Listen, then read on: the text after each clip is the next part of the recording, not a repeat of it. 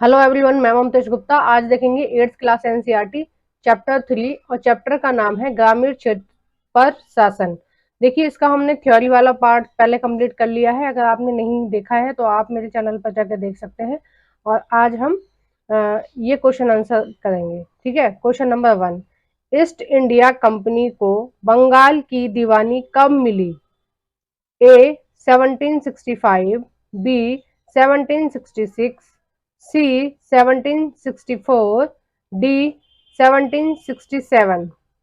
तो इसका जो सही आंसर हो जाएगा वो हो जाएगा फर्स्ट 1765। ठीक है।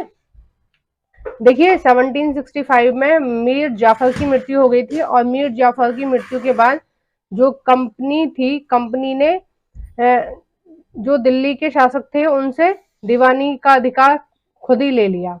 ठीक है। उन्होंने कहा कि अब से बंगाल की जो दीवानी है उसका कार्यभार हम संभालेंगे। तो 1765 में, ठीक है, 1765 में। नेक्स्ट देखते हैं question number 2, east India company के शासनकाल में बंगाल की अर्थव्यवस्था गहरे संकट में क्यों फंसती जा रही थी? तो देखिए, पहला है, ए कारीगर गांव छोड़कर भाग रहे थे, बी किसान अपना अपना अपना लगान है, ठीक है, ये लगान है, गलत टाइप हो गया, अपना लगान नहीं चुका पा रहे थे, सी खेत बर्बाद होने की स्थिति में थे, डी बड़ी मात्रा में धन की निकासी हो रही थी। तो देखिए, जो इसका सही आंसर हो जाएगा, आप लोगों ने देखिए पता कर लिया होगा कि इसका सही आंसर होगा डी।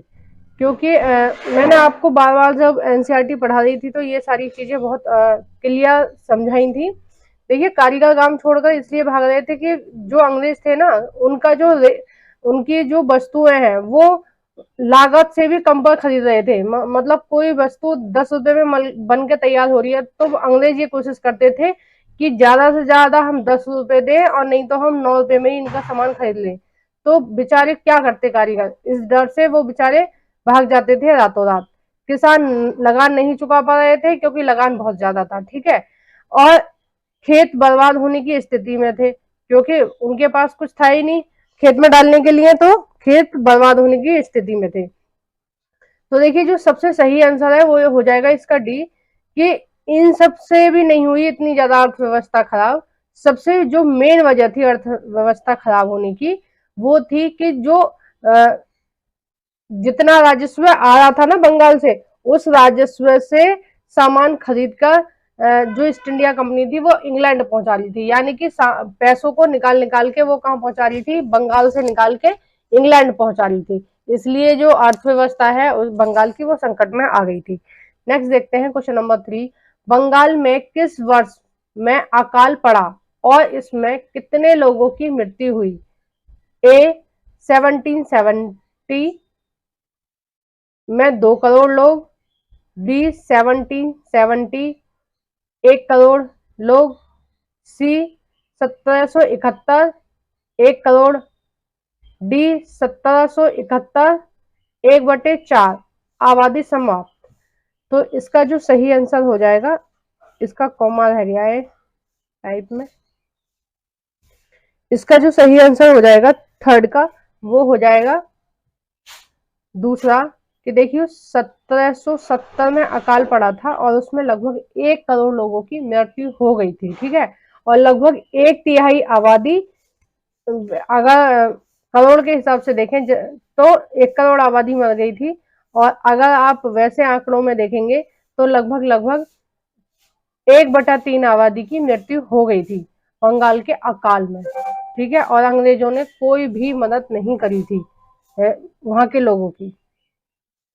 जैसे अब कोरोना काल में इतनी ज्यादा इमरजेंसी आ गई थी तो गवर्नमेंट ने फ्री में दवाइयां दी, लोगों को वैक्सीन फ्री में लगाई, यहाँ तक कि राशन वगैरह भी फ्री में बटे। लेकिन जब यहाँ पे बंगाल में अकाल पड़ा था ना, तो अंग्रेज सरकार ने कुछ भी जनता के लिए रियायत नहीं की, कुछ भी उनकी मदद नहीं करी। क्वेश्चन नंबर 4, स्थायी बंदोबस्त किस गवर्नर जनरल ने लागू किया था?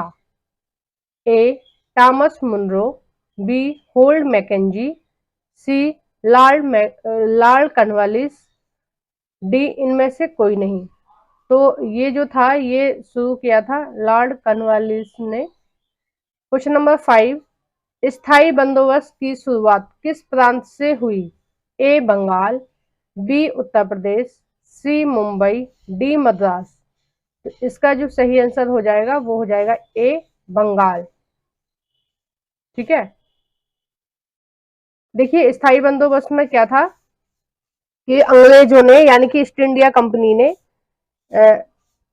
ये तय कर दिया था कि जो लगान है ना, जो लगान है वो क्या रहेगा,